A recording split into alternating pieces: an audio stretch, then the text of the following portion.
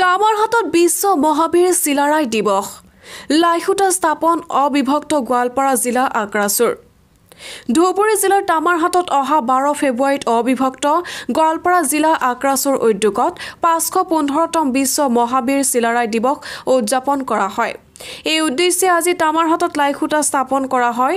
উক্ত অনুষ্ঠানত সকলো জাতি জনগোষ্ঠীৰ সহায় সহযোগিতা কামনা কৰিছে আয়োজক সমিতিয়ে। কোচ ৰাজবংশী জনগোষ্ঠীৰ কলা কৃষ্টি সংস্কৃতি বিশ্বৰ দৰবাৰত নিবলৈ প্ৰয়াস চলোৱাৰ বাবে এক প্ৰয়াস। আজি 515তম বিশ্ব মহাবীৰ চিলাৰায় জন্ম জয়ন্তী উপলক্ষে আজি বৃহত্তৰ অঞ্চলৰ যিবিলাক সংগঠন আছে জাতীয় সংগঠন বিশেষকৈ আগ্ৰাসুৰ তাৰ নেতৃত্বত আজি এই টামাৰহাট এই নাথাবাৰী গাঁৱতে আজি লাইখুটা স্থাপন কৰা হ'ল। এইটো আমাৰ কাৰণে এটা শুভ লক্ষণ। আজি বিশ্ব মহাবীৰ চিলাৰায় যে আমি প্ৰতি বছৰে জন্ম জয়ন্তী উপলক্ষে মানে তাৰ জন্ম দিৱস পালন কৰি আহিছোঁ। এইবেলিও এই অঞ্চলৰ আগ্ৰাসুৰ জিলা কমিটি আঞ্চলিক কমিটি বিভিন্ন জাতীয় দল সংগঠনৰ সহযোগত যি ইয়াত উদযাপন কৰিবলৈ ওলাইছে তাৰ কাৰণে আমি ধন্যবাদ জনাইছোঁ। আৰু এই উৎসৱ বিশ্ব মহাবীৰ চিলাৰায়ৰ 515তম যিটো উৎসৱ অনুষ্ঠিতলৈ লৈছে ইয়াত জাকজমকেৰে হ'ব মই আশা ৰাখিছোঁ।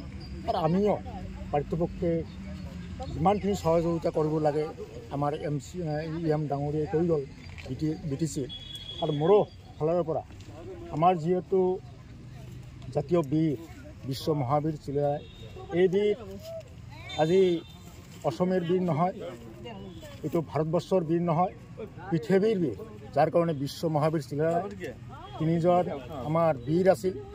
তাৰে ভিতৰত এই বিশ্ব মহাবীৰ চিলাৰায় প্ৰথম স্থান লাভ কৰিছিল।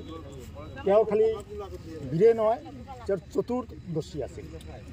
যিকোনো হেৰিত তেওঁৰ পাৰদৰ্শী আছিল।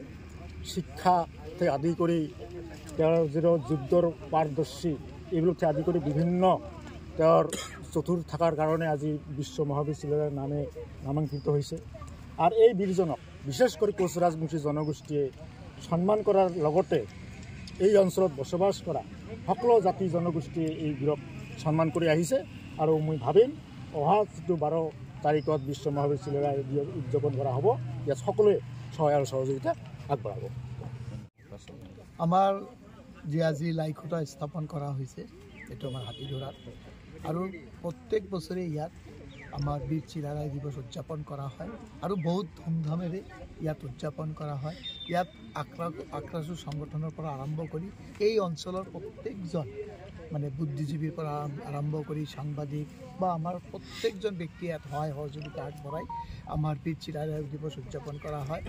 এইবাৰ আমাৰ 12 ফেব্ৰুৱাৰীত ইয়াত বহুত মানে ভালকৈ উদযাপন কৰা হ'ব। তাৰ লাইখুটা আজি স্থাপন কৰা হ'ল আৰু ইয়াৰ লগত মই নিজেও প্ৰত্যেক বছৰে জড়িত হৈ থাকোঁ। তো মই ভাবোঁ যে এইবাৰ যিটো আমাৰ যে চিলাৰায় দিৱস উদযাপন হ'ব খুব ধুমধামেৰে হ'ব। আৰু আমি গোটেই অসমত চবেই জানে যে হাতীধৰাত এটা ভালকৈ যে চিলাৰায় দিৱস উদযাপন হয় আৰু ইয়াৰ লগত আমি চবেই জড়িত হৈ এইখিনি ভালদৰে কৰিম। কাৰণ যে আমাৰ যিখিনি যোদ্ধা যিখিনি বীৰ ইহঁতকে যদি আমি ৰাইজৰ মাজত বা আমাৰ নেক্সট জেনেৰেশ্যনৰ মাজত আমি যে এখেতে আমাৰ কাৰণে কি কৰিছে, আমাৰ দেশৰ কাৰণে আমাৰ যে আজি আমি আজাদ হৈছোঁ, এই বীৰ চিলাৰায় দিৱসখিনি মই ভাবোঁ যে আৰু গোটেই ভাৰতবৰ্ষটো লাহে লাহে লাহে লাহে আমি লৈ যাব লাগে। আৰু অসমতো হয়েই, বিশেষকৈ আমাৰ কোচবিহাৰ অঞ্চলতো হয়, কিন্তু গোটেই ভাৰতবৰ্ষত এইখিনি উদযাপন কৰিব লাগে। ধুবুৰীৰ পৰা আছিকুল ৰহমানৰ ৰিপৰ্ট, ডেইলি 24।